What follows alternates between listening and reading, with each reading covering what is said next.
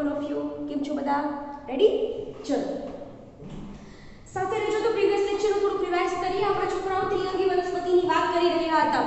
વાત કેની ચાલુ હતી આપણે? ત્રિઅંગી વનસ્પતિની અંદર મેં તમને પહેલા જ તેનું જીવનચક્ર આપી દીધું છે. હવે કદાચ તમે તમારી રીતે ટેક્સ્ટબુકમાંથી વાંચશો તો પણ તમને બહુ easily each and every step બહુ સારી રીતે ખ્યાલમાં આવી જશે. ક્લિયર કીધું ને મેં તમને બધાને? મેં આખું જીવનચક્ર જેનું લાઈફ સાયકલ છે, જેમાં આપણે ઉદાહરણ લીધું હતું હંસરાજનું, બરાબર છે? તો એ આખું આપણે આપી દીધું હતું. તો જેથી કરીને તમને શું થાય કે જે બી બધા ઇક્વેશન્સ આપ્યા છે ટેક્સ્ટબુકની અંદર, તમે એને સરળતાથી શું કરી શકો છો છોકરાઓ? સમજી શકો છો. તેમ છતાં પણ હું શું કરું છું, જે સાયકલ મેં આખી આપી હતી એની સાયકલનું હું તમને સેન્ટેન્સીસમાં શું કરી દઉં છું? રિપ્રેઝન્ટ કરી દઉં છું. જેથી કરીને તમને કોઈ પ્રકારનો પ્રોબ્લેમ થાય નહીં. ક્લિયર? ચલો, શું વાત કરે છે આજે? ખાસ કરીને ત્રિઅંગી વનસ્પતિમાં આપણે કઈ વાત કરી ચૂક્યા હતા? તો બે પ્રકારના પર્ણો ઉત્પન્ન કરે, લઘુપર્ણો અને મહાપર્ણ. લઘુપર્ણ અને સૂક્ષ્મપર્ણ પણ કીધું હતું, બરાબર? પણ જે મહાપર્ણ છે કેની અંદર હશે? હંસરાજની એવી વનસ્પતિની અંદર મહાપર્ણ હશે, જેમાં પર્ણ મોટા અને પ્રકાંડ કેવા હશે? નાના. એ જે પર્ણ છે એની વક્ષ સપાટી ઉપર શું આવેલી હશે? ધાનીઓ, બરાબર? પર્ણની જે રચના આવેલી છે એની વક્ષ સપાટી પર શું આવેલી હોય છે? ધાનીઓ આવેલી હોય છે. અને આ જે ધાનીઓ છે છોકરાઓ, બરાબર છે, એ ધાનીઓની અંદર હશે બીજાણુ. તો તમને ખાસ મગજમાં રહેવું જોઈએ કે કોઈ પણ વનસ્પતિ છે, ખાસ કરીને જે હું ત્રિઅંગી વનસ્પતિની વાત કરું છું, એ બધી જ વનસ્પતિઓમાં મુખ્ય તબક્કો છે, એનું મુખ્ય પ્રભાવી દેહ છે, એ કયું હશે? કયા પ્રકારનું હશે? પ્રભાવી પ્રકારનું. પણ કયું? બીજાણુજનક અવસ્થા. કઈ અવસ્થા? બીજાણુજનક અવસ્થા. સો સ્ટુડન્ટ્સ, થોડુંક મગજમાં આગળ વધો અને થોડુંક વધારે સમજીએ શું કહે છે એની અંદર. સેન્ટેન્સીસમાં લખું છું હવેથી, આટલું યાદ રહી જાય પછી. ત્રિઅંગી વનસ્પતિમાં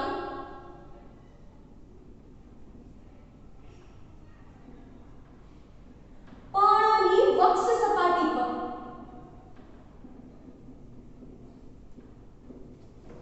શું આવેલી હોય છે? ધાનીઓ આવેલી. બિલકુલ ગોખવાની જરૂર નથી. બિલકુલ હું મારી અકોર્ડિંગલી લખું છું, તમે તમારી અકોર્ડિંગલી લખો છો. ટેક્સ્ટબુકમાં પણ કંઈક આપ્યું હશે, પણ ક્યાંય કન્સેપ્ટ અલગ થવા ન જોઈએ, એટલું તમારી ડ્યુટી યાદ રાખવાની છે તમારે. ઓકે? તો એની વક્ષ સપાટી ઉપર શું આવેલી હોય છે? ધાની આવેલી હોય.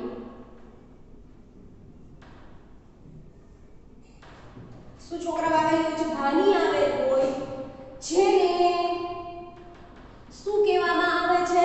બીજાણુધન. યાદ રાખજો.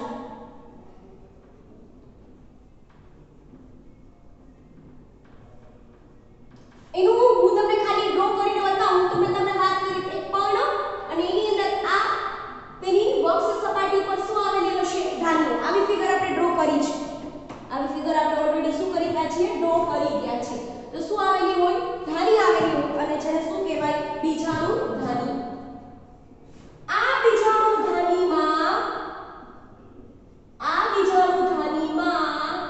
દ્વિકીય બીજાણુ આવેલા હોય છે. એની અંદર શું આવેલા હોય છે? દ્વિકીય બીજાણુ આવેલા હોય છે.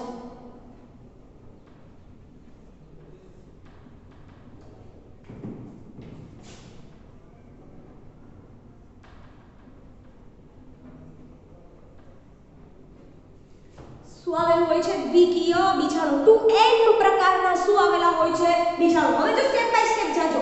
તમારી સાયકલની અંદર તમે જુઓ, ઈ ફિગર છે ને તમારી સામે રાખજો. એની અંદર મેં મૂક્યું હતું, પછી એની અંદર મેં મૂક્યું હતું કે એની વક્ષ સપાટી ઉપર શું આવેલું હતું? બીજાણુધાની. અને બીજાણુધાનીમાં શું હતું? બીજાણુ. તો તમને લોકોને હવે ખ્યાલ આવી જશે. બધી મુખ્યત્વે 2n પ્રકારનો હશે, દ્વિકીય પ્રકારનો. તો એમાંથી બીજાણુ બને છે એ પણ કેવા હશે? 2n પ્રકારના. હવે જો શું કહે છે? આ બીજાણુનું શું થાય છે? અર્ધીકરણ થાય છે. મેં કહ્યું હતું તમારી બાજુમાં ચાર્ટ તમારે રેડી જ રાખવાનો છે. શું થાય છે? એનું અર્ધીકરણ થાય છે, અને તેમાંથી એકકીય બીજાણુ ઉત્પન્ન થાય. જે એમાંથી બીજું કઈ રચના નથી બની, જોજો. અને તેમાંથી શું થાય છે?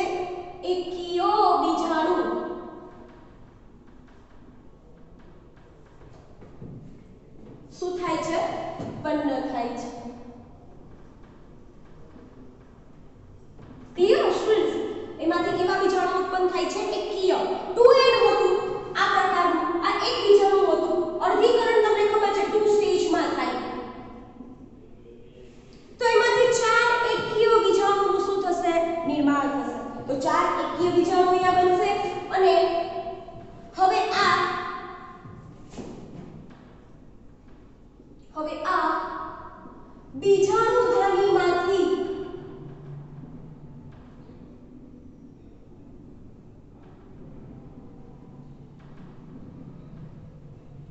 આવા બીજાણુ શું થાય? મુક્ત થાય. શું થાય છે? આવા બીજાણુ મુક્ત થાય છે. અને આ જે બીજાણુ છોકરાઓ મુક્ત થયા એ હવે કેવા છે? એકકીય, જે ધાનીમાં જ હતા. અવધિકરણની પ્રક્રિયા ક્યાં થતી હતી? ધાનીમાં. હવે જે એકકીય બીજાણુ બન્યા, ધાની તૂટશે અને એમાંથી શું થશે? મુક્ત થશે. અને મુક્ત થાય છે અને આગળ જઈ તેનું શું થાય છે? અંકુરણ થાય છે. કોનું? એકકીય બીજાણુનું શું થાય છે? અંકુરણ. એટલે આગળ જઈ તેનું શું થાય છે? અંકુરણ થાય છે. શું થાય છે? તેનું આગળ જઈને અંકુરણ થાય છે. અહીંયા જે અંકુરણ થયું, જે બાદમાં જે રચના બને છે, હવે આ બીજાણુમાંથી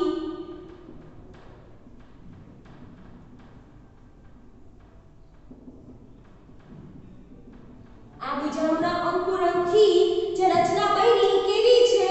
તો કે સમજજો, તમને મેં ત્યારે પણ વાત કરી હતી કે અંકુરણમાંથી જે રચના બને છે છોકરાઓ, ઈ કેવી છે? નરી આંખે ન જોઈ શકાય તેવી. નરી આંખે સમજો સરખી રીતના, નરી આંખે ન જોઈ શકાય તેવી સ્પષ્ટ પરંતુ બહુકોષીય મુક્તજીવી પ્રકાશ સંશ્લેષી. ચલો હવે આ બીજાણુના અંકુરણથી બનતી રચના એ નરી આંખે ન દેખાય તેવી કે પછી આપણે અસ્પષ્ટ રચના છે? બહુકોષીય મૂલાગ્ર ધરાવતી હોય તેવી.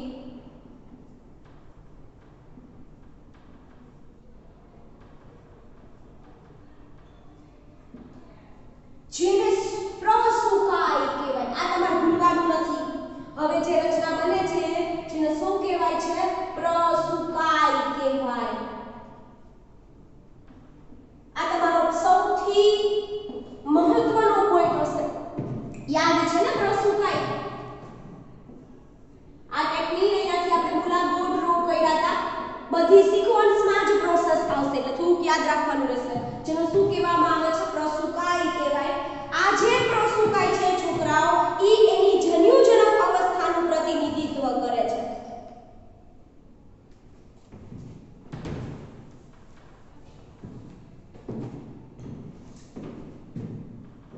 આ અવસ્થા તેનું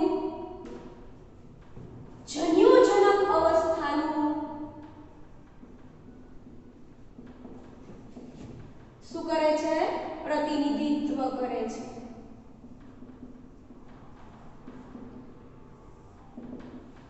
કોનું પ્રતિનિધિત્વ કરે છે? જન્યુજનક અવસ્થાનું પ્રતિનિધિત્વ કરે છે.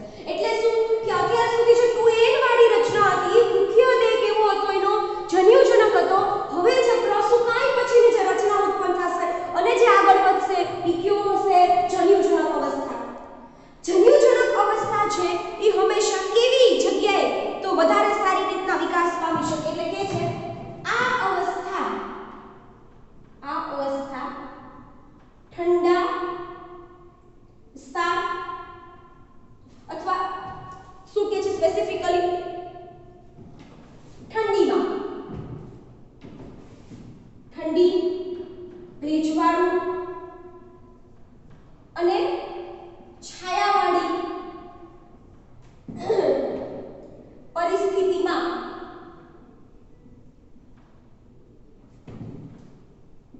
આ અવસ્થા ઠંડી એન્વાયરમેન્ટ હોય એવું, ભેજવાળું એન્વાયરમેન્ટ હોય એવું અથવા છાયાવાળી જો કોઈ પરિસ્થિતિ હોય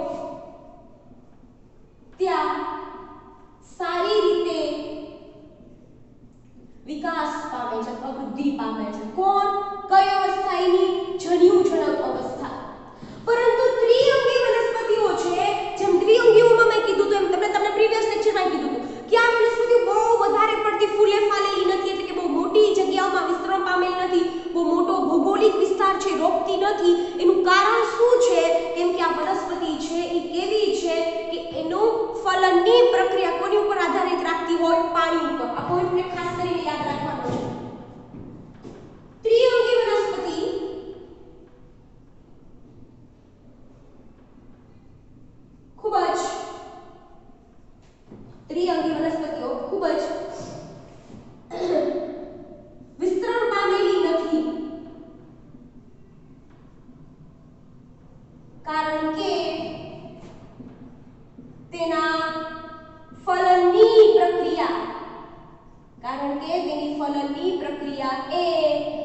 ઉપર આધારિત હોય છે? પાણી ઉપર આધારિત. મેં કીધું હતું ને કેમ કે જ્યારે પ્રસુકાઈ બન્યું હતું એમાં ચલ પૂજન્યુધાની ની અંદર ચલ પૂજન્યુઓ એમાંથી બહાર નીકળશે, અંડકોષ સાથે ફલન કરશે. પણ ઈ જ્યારે ક્યારે આવું શક્ય બને કે જ્યારે પાણીનું માધ્યમ હોય ત્યારે ત્યાં સુધી પહોંચવા હોય. તો કારણ કે તેના ફલનની પ્રક્રિયા એ પાણી ઉપર આધારિત હોય છે. કોની ઉપર આધારિત હોય છે? પાણી ઉપર આધારિત હોય છે. ક્લિયર? કોની ઉપર આધારિત હોય છે તેની આ પ્રક્રિયા? પાણી ઉપર આધારિત હોય છે. એટલા માટે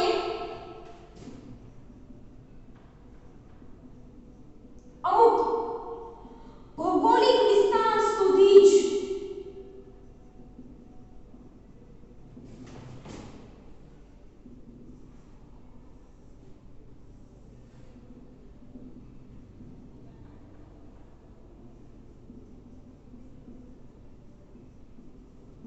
શું કીધું મેં? અમુક ભૌગોલિક વિસ્તારમાં જ શું થાય છે જોવા મળે છે. કેમ કે અમુક પ્રક્રિયાઓ છે કોની પર ડિપેન્ડ હોય છે? પાણી પર. અહીંયા તમને ખબર પડશે કે મેડમે આજે ખાલી કોની વાત કરી? પ્રસુકાઈની જ વાત કરી. પણ પ્રસુકાઈની અંદર પણ કંઈક હતું. પછી વાત કરે છે જન્યુજનક જન્યુજનકમાં નિર્માણ પામેલ પ્રસુકાઈ એ ઉજન્યુધાની ધરાવે છે. શું ધરાવે છે? સમજો. ઉજન્યુધાની શું થાય છે? ધરાવે છે. જે ચલપુજન્યુનું નિર્માણ કરે છે. જે એકકીય ચલપુજન. આમ પણ જન્યુઓ હંમેશા કેવા હોય? એકકીય જ હોય. તેમ છતાં શું કહે છે? જે ચલપુજન્યુનું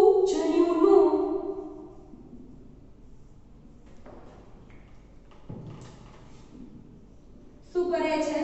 નિર્માણ કરે છે. કોનું નિર્માણ કરે છે? ચલપુજન્યુનું. સમજો છોકરાઓ, અહીંયા જે ચલપુજન્યુ છે એ કોનું પ્રતિનિધિત્વ કરશે? મેલનું. બરાબર છે?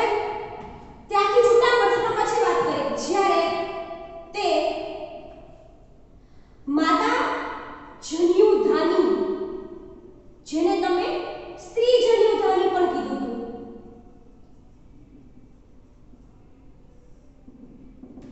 પણ શું કરે છે? ધરાવે છે. ક્લિયર?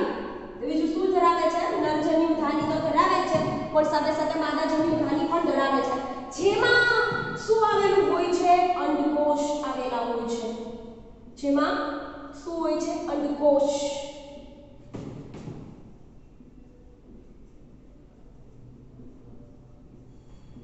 જેમાં કોણ આવેલું હોય છે છોકરાઓ? અંડકોષ આવેલા હોય છે. સમજો અહીંયા ચલપુજન્યુ છે એ પૂજન્યુમાંથી બહાર નીકળી પાણીની મદદથી બરાબર એ ક્યાં સુધી પહોંચે છે? અંડકોષ સુધી. અને કઈ પ્રક્રિયા કરે છે? ફલનની પ્રક્રિયા કરે છે. અહીંયા લખી દઉં છું.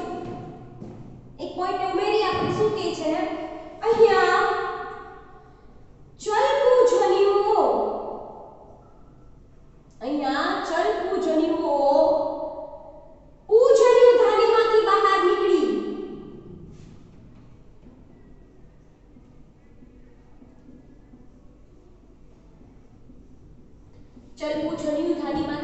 ચલપુજન્યુ છે એ ધાનીમાંથી બહાર નીકળી અને પાણીની મદદથી અંડકોષ સુધી પહોંચે છે. અંડકોષ પણ કેવા હતા? એકકીય. ચલપુજન્યુઓ પણ કેવા હતા? એકકીય. હવે અહીંયા બંને વચ્ચે શું થાય છે? ફલન થાય છે. અને અહીંયા બંને વચ્ચે શું થાય છે? ફલન થાય છે અને ફલિતાંડનું નિર્માણ થાય છે.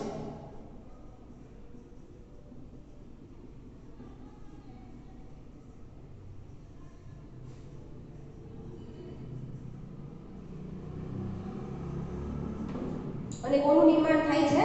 ફલિતાંડનું નિર્માણ થાય છે. ભૂલતા નહીં, બહુ ઈઝી છે. આ છે ને હું એકદમ જે રીતના મેં તમને ઓલી સાયકલ આપી એ રીતના હું સિક્વન્સમાં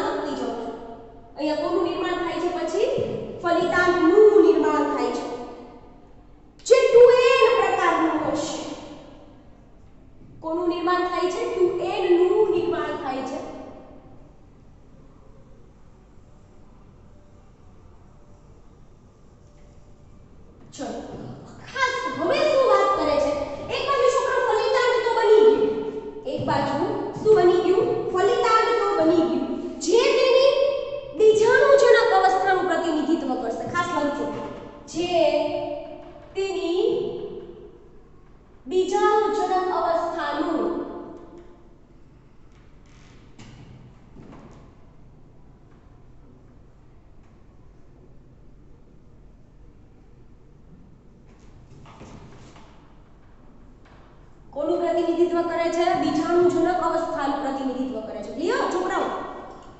હવે શું કહે છે? જે તેની જે 2n પ્રકારની છે, જે તેની મુખ્ય પ્રભાવી અવસ્થા છે. જે તેની કેવી અવસ્થા છે? મુખ્ય અવસ્થા છે, જે તેની પ્રભાવી અવસ્થા છે. ક્લિયર? હવે શું કહે છે છોકરાઓ? જે જન્યુજનક સાથે થોડા સમય સુધી રહે છે.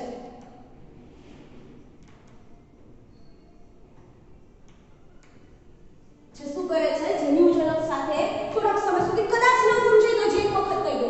આ ટાઈપની રચના જ્યારે આપણે કરી દાખલા શું થાય હતું? જે જન્યુજનક હતું.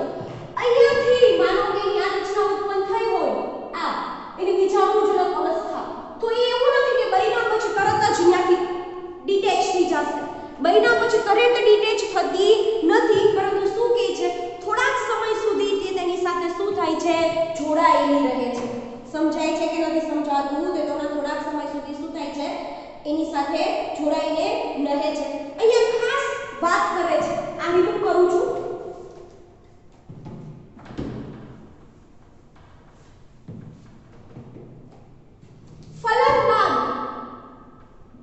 ફલન બાદ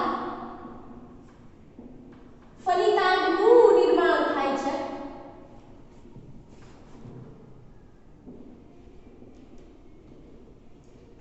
અને તેમાંથી ફલિતાંડનું નિર્માણ થાય છે અને તેમાંથી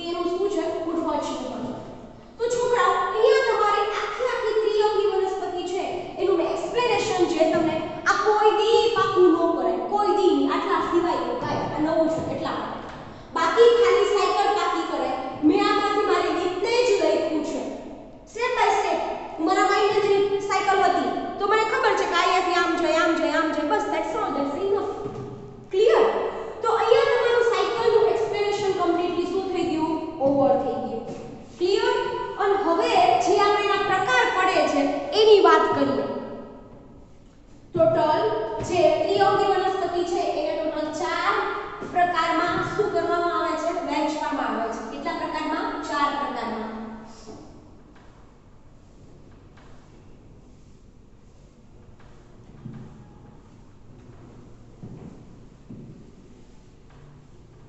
પહેલું છે સાયલોપ્સીડા.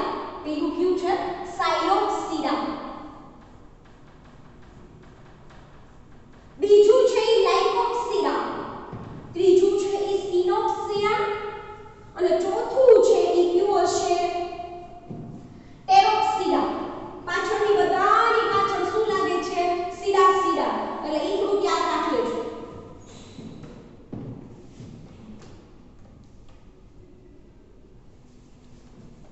ચલો ત્રિઅંગી વનસ્પતિને ઉપરથી હજી થોડું લો.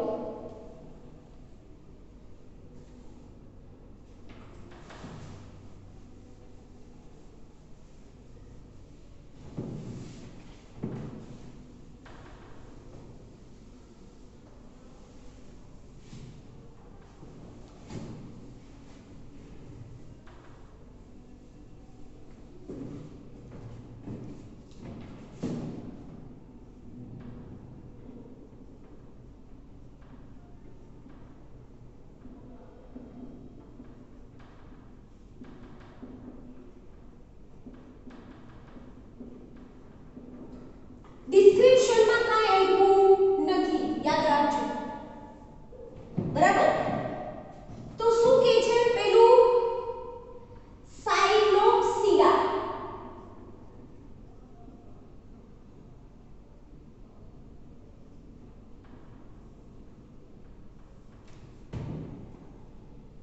બીજું છે લાઇકોપ્સીડા.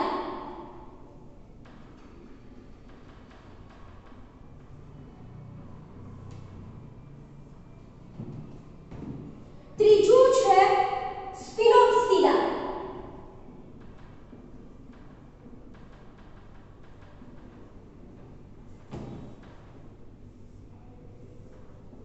અને ચોથું છે ટેરોપ્સીડા. પણ અહીંયા તમારે યાદ રાખવાનું છે, ડાયરેક્ટ ટર્ન નહીં, પાછળ પી લગાડવાનો છે, પણ પી સાયલેન્ટમાં આવશે હંમેશા. પી કેમાં આવશે? સાયલેન્ટમાં. અહીંયા થોડુંક સ્લાઇટલી તમારી જોબ કેવી છે? મોટી. કેમ કે નામ તમને થોડા અગવડતા લાગશે અને પ્લસ તમારે ના શું યાદ રાખવાના છે? એક્ઝામ્પલ્સ. પ્લસ તમારે ના શું યાદ રાખવાના છે? એક્ઝામ્પલ્સ. તો પેલું જ છે સાયલોપ્સીડા, એનું એક્ઝામ્પલ છે સાયલોટમ. પેલું છે એનું એક્ઝામ્પલ કયું છે? સાયલોટમ. ચલો અહીંયા મૂકું છું સાયલોટમ. ત્રિઅંગીઓનું સૌથી જૂનું જૂથ છે. ત્રિઅંગીઓનું સૌથી જૂનું જૂથ કે તમને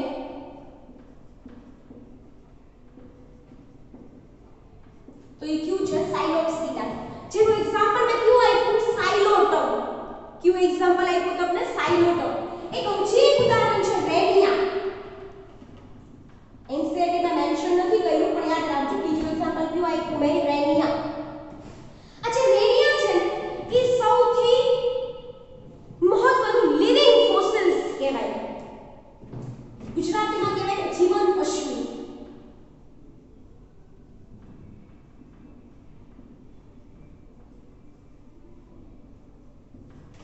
તમને લોકોને ઉત્ક્રાંતિવાળા ચેપ્ટરમાં આવતા વર્ષે પાછું સમજાવશું છોકરાઓ કે જીવંત અશ્મિ કોને કહેવાય.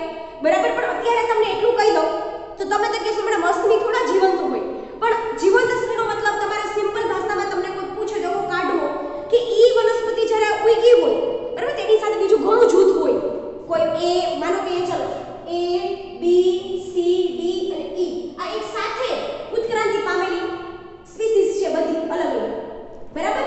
પરંતુ એમાંથી માત્ર આ અમુક આટલા સમયગાળા દરમિયાન એક્ઝિસ્ટ થઈ ગઈ, આ આટલા સમયગાળા પછી એક્ઝિસ્ટ થઈ ગઈ, આ છે આટલા સમયગાળા પછી આ થોડું વધારે રહી એક્ઝિસ્ટ થતા દેખાતા ગયું. પણ આ એ નામની વનસ્પતિ છે જે હાલ પણ જીવંત હોય. હાલ પણ કેવી હોય? જીવંત હોય. બાકીની એની સાથે ઉત્પન્ન થયેલી વનસ્પતિ છે એ ધીમે ધીમે લોપ થતી ગઈ, ઉત્ક્રાંતિ પામતી ગઈ. તો જે આ પ્રકારની વનસ્પતિ છે છોકરાઓ, બરાબર, એને શું કહેવામાં આવે જીવંત અસ્થિ એટલે કે લિવિંગ ફોસિલ્સ કહેવામાં આવે. એટલે શું કહેવામાં આવે છે? લિવિંગ ફોસિલ્સ કહેવામાં આવે છે. સેકન્ડ એક્ઝામ્પલ છે લાઇકોપ્સિડા. સેકન્ડ એક્ઝામ્પલ કયું છે? લાઇકોપ્સિડા. બહુ સહેલું છે, સરળ છે, થોડુંક તમારે ધ્યાન ક્યાં આપવું પડશે? એક્ઝામ્પલની અંદર. લાઇકોપ્સિડાની અંદર એક્ઝામ્પલ છે સેલાજિનેલા. લાઇકોપ્સિડાની અંદર એક્ઝામ્પલ કયું છે? સેલાજિનેલા અને લાઇકોપોડિયમ. અહીંયા લખી દો લાઇકોપોડિયમ પ્લસ એક એક્ઝામ્પલ બીજું પૂછું સેલાજિનેલા. Clear students? ચલો ત્રીજું છે સ્ફિનોક્સિડા. ત્રીજું એક્ઝામ્પલ કયું છે? સ્ફિનોક્સિડા. જેની અંદર કયું એક્ઝામ્પલ આવે છે? જેની અંદર આવે છે ઇક્વિસેટમ. આ તમારે આગળ આવી જશે ઇક્વિસેટમ. બરાબર? ચલો હવે ટેરોપ્સિડા છે ને, ઈ પણ બહુ સહેલું છે. ટેરોપ્સિડાની અંદર પણ તમને યાદ રહેવું જોઈએ એક એક્ઝામ્પલ છે એડિએન્ટમ. કેવું એક્ઝામ્પલ છે? એક એક્ઝામ્પલ એડિએન્ટમ. ચલો ઈ લખી દો પહેલા એડિએન્ટમ.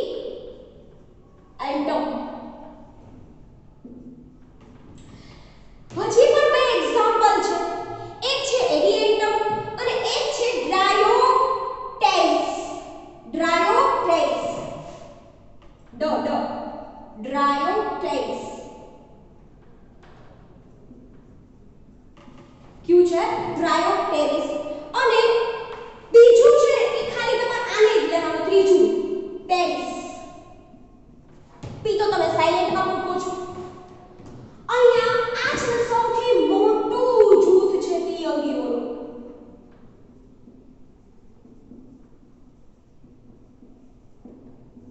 ત્રિઅંગીઓનું સૌથી મોટું જૂથ કયું છે? Pteropsida. Can I repeat this example? બરાબર? જો ટોટલ ત્રિઅંગીઓને 4 જૂથમાં આપણી ટેક્સ્ટબુકમાં આપ્યું છે. આટલું જ આપ્યું છે, વધારે નથી આપ્યું. મેં તમને ખાલી એટલું કીધું. તમને પૂછી શકે કે સૌથી જૂનું જૂથ કયું છે? તો એ કોણ આવે? સાયલોપ્સિડા. સૌથી મોટું જૂથ કયું વેલ ડેવલપ્ડ છે તો એ કયું હશે? ત્રિઅંગીઓનું ટેરોપ્સિડા. બાકી 4 એકદમ પાછળ જે છે ને લગાવી છે સીધા સીધા છે એટલે વાંધો નહીં આવે તમારે. સાયલો, લાઇકો, આપણે લાયક નથી એના ઉપરથી યાદ રાખો. લાઇકો, સ્ફિનોક્સિડા અને ટેરોપ્સિડા. ટેરેસ ઉપરથી યાદ રાખવાનું. એની અંદર સાયલોટમ અને રેનિયા. રેનિયા આપણે એનસીઈઆરટી માં મેન્શન નથી કર્યું પણ યાદ રાખજો. જીવંત અસ્થિ એટલે કે લિવિંગ ફોસિલ્સ છે. લાઇકોપોડિયમ આના ઉપરથી જ નામ છે લાઇકો, પણ અહીંયા સીધા લખેલું છે પોડિયમ. સેલાજિનેલા તમારે આગળ આવ્યું છે. ઇક્વિસેટમ પણ તમારે આગળ આવ્યું છે એટલે કઈ પ્રોબ્લેમ નહીં થાય. જેની અંદર સ્ફિનોસ્પિડમ છે આવે છે, સ્ફિનોક્સિડા આવે છે. ટેરોપ્સિડાની અંદર એડિએન્ટમ. આમાં તમારી જોબ થોડી મોટી છે આમાં. બરાબર? એની પણ આને શું કરજો? હોમવર્કમાં મારા તરફથી તમને 5 ટાઈમ. કેટલી વખત? 5 ટાઈમ. આટલું. જેમાંથી 2 ટાઈમ તમારે કોપી પેસ્ટ કરવાનું છે એટલે કે ટેક્સ્ટબુકમાંથી જોઈને લખવાનું છે. ત્રીજી વખત શું કરવાનું છે? મોડે લખવાનું છે. પણ એક છૂટ છે તમને. શું કે તમે જ્યારે લખવા બેસો ત્યારે મેબી તમને એવું થાય કે એકાદ એક્ઝામ્પલ અહીંયા કોઈ છે ને લાઇકોપ્સિડા ભૂલાઈ ગયું. બરાબર? તો you have to open this textbook, just read it and then close the textbook. બરાબર? અને પછી પાછું લખવાનું ચાલુ કરજો. જ્યાં જ્યાં અટકો ને ટેક્સ્ટબુક ખોલવાની છું. ત્રીજી ને ચોથી વખત. પાંચમી વખત ટેક્સ્ટબુક પણ ઓપન કરવાની નથી. જેટલું રહી જાય એટલું રહેવા દો. ખોટું લખાય તો ખોટું લખો અને પછી ચેક કરો કે તમે પાંચમામાં તમે ક્યાં ભૂલ કરી. અને ડેફિનેટલી તમને યાદ રહી જશે. કોઈ વસ્તુ અઘરી છે તો એનો એક સરળ રસ્તો છે યાદ રાખવાનો. વારંવાર રિવિઝન કરવાનું. એમાં ઇન્ટરેસ્ટ લેવાનો. સોંગ ગમે એટલા અઘરા હોય તો પણ આપણને યાદ રહે છે ને. સો એનો એક જ માત્ર ઉપાય છે. શું? વારંવાર રિવાઇઝ કર. ક્લિયર? સો અહીંયા છોકરાઓ તમારી હોલ સ્ટોરી કમ્પ્લીટ થઈ ગઈ ત્રિઅંગી વનસ્પતિઓની. અહીંયા આપણે આખી ત્રિઅંગી વનસ્પતિને શું કર્યું છે? ક્લિયર કરી નાખ્યું. નેક્સ્ટ લેક્ચરની અંદર આપણે પાછા મળશું શેની સાથે? ત્રિઅંગી વનસ્પતિઓને કમ્પ્લીટ કર્યા પછી 3 ગ્રુપ કમ્પ્લીટ થઈ ગયા. આલ્ગી, દ્વિઅંગી વનસ્પતિ અને ત્રિઅંગી વનસ્પતિ. નેક્સ્ટ લેક્ચરની અંદર પાછા મળશું અનાવૃત વિસ્તારી સાથે. ત્યાં મળશું અનાવૃત વિસ્તાર સાથે. Thank you.